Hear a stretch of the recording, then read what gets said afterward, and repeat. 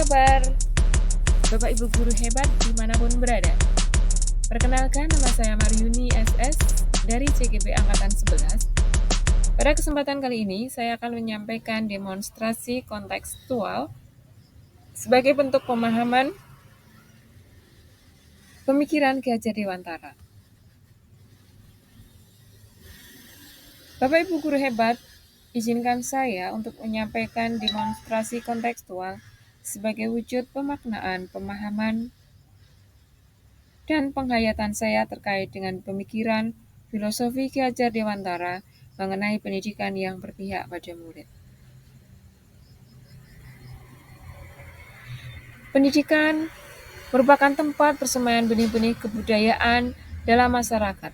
Ki Hajar Dewantara memiliki keyakinan bahwa untuk menciptakan manusia Indonesia yang beradab, maka pendidikan menjadi salah satu kunci utama.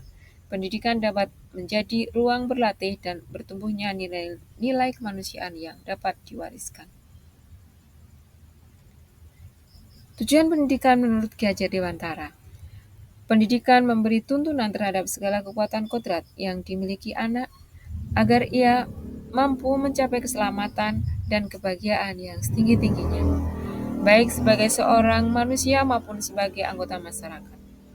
Pendidikan dan pengajaran merupakan usaha persiapan dan persediaan untuk segala kepentingan hidup manusia, baik dalam hidup bermasyarakat maupun hidup berbudaya dalam arti yang seluas-luasnya. Oleh karena itu, pendidik itu hanya dapat menuntun tumbuh atau hidupnya kekuatan kodrat yang ada pada anak, agar dapat memperbaiki hidup dan tumbuhnya kekuatan kodrat anak. Dalam menuntun pertumbuhan kodrat anak, menurut Ki Hajar Dewantara, peran guru atau pendidik seperti tukang kebun. Seorang tukang kebun merawat benih-benih tanaman yang beragam. Tukang kebun tersebut merawat tanamannya disesuaikan dengan jenis tanamannya.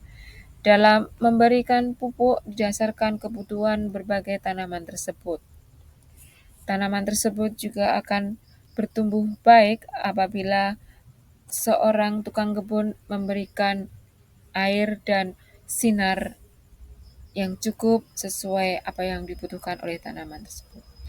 Di samping itu, tukang kebun akan menghalangi hama-hama yang akan menyerang tanaman tersebut. Tanaman yang beragam tersebut akan tumbuh sesuai dengan jenis tanaman masing-masing.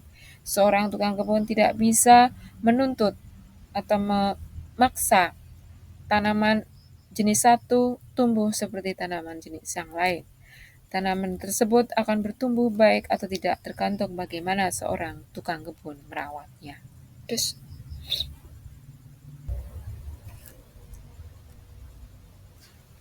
Yang selanjutnya akan saya sampaikan tentang pemikiran filosofis Ki Hajar Dewantara yang memiliki 3 kerangka filosofis perubahan, perwujudan pemikiran Ki Hajar Dewantara. Yang pertama adalah kodrat keadaan, yang kedua prinsip melakukan perubahan, dan yang ketiga apa yang berubah. Yang pertama, kodrat keadaan. Kodrat keadaan di sini terdiri dari kodrat alam dan kodrat zaman. Kodrat alam yang dimaksud adalah kekuatan atau potensi atau keadaan diri yang secara alamiah melekat pada diri masing-masing peserta didik. Kodrat zaman yang dimaksud adalah kekuatan potensi atau keadaan diri yang berubah sesuai kondisi sosial, budaya masyarakat, atau perkembangan zaman. Pendidikan yang baik itu harus bisa menyeimbangkan antara kodrat alam dan kodrat zaman.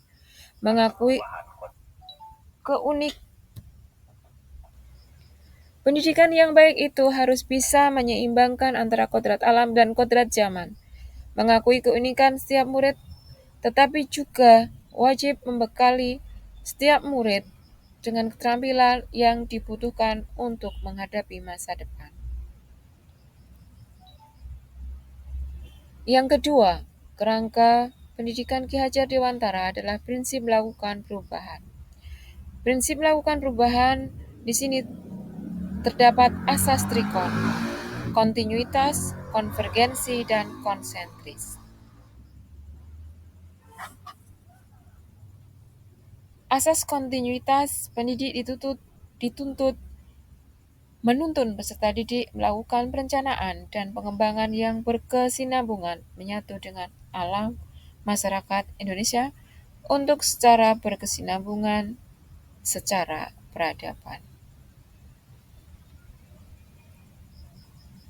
Asas konvergensi, pendidik dituntut untuk menuntun peserta didik dengan pemikiran yang lebih terbuka terhadap segala sumber belajar, mengambil praktik-praktik baik dari kebudayaan lain, dan menjadikan kebudayaan kita bagian dari alam universal.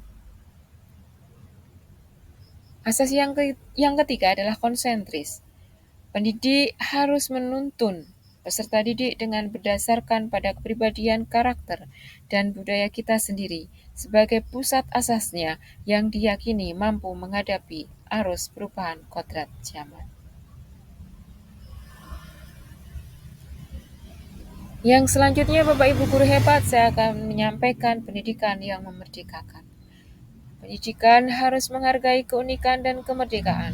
Perbedaan akan saling menguatkan dan menuju pada nilai yang sama, yaitu nilai-nilai kemanusiaan, keselamatan, dan kebahagiaan yang setinggi-tingginya. Yang ketiga, kerangka yang ketiga adalah apa yang berubah.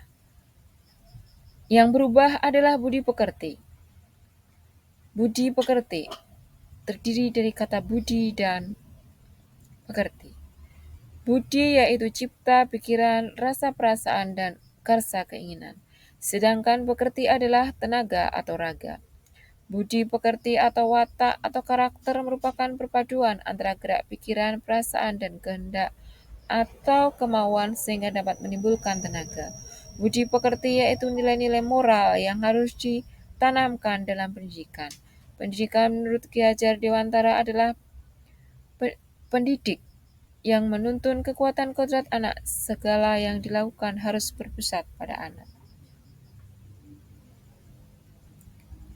Apa saja kegiatan yang dapat dilakukan untuk mewujudkan pemikiran Ki Hajar Dewantara?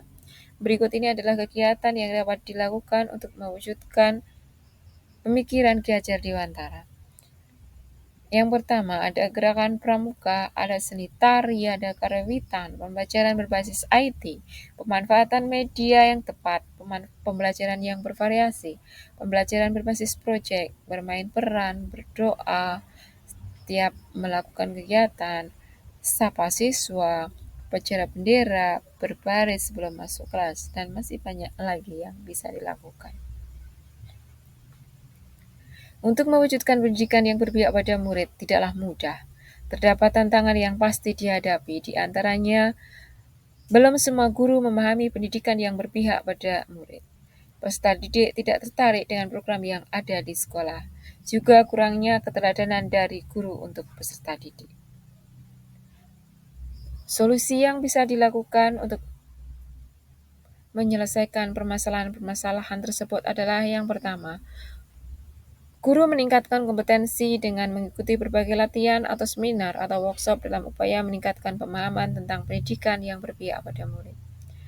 Yang kedua adalah menggunakan pembelajaran yang bervariatif agar murid lebih termotivasi dalam pelaksanaan kegiatan pembelajaran. Dan yang ketiga, guru selalu memberikan teladan yang baik kepada peserta didik.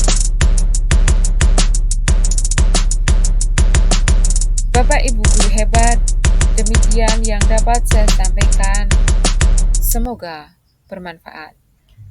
Salam. Terima kasih.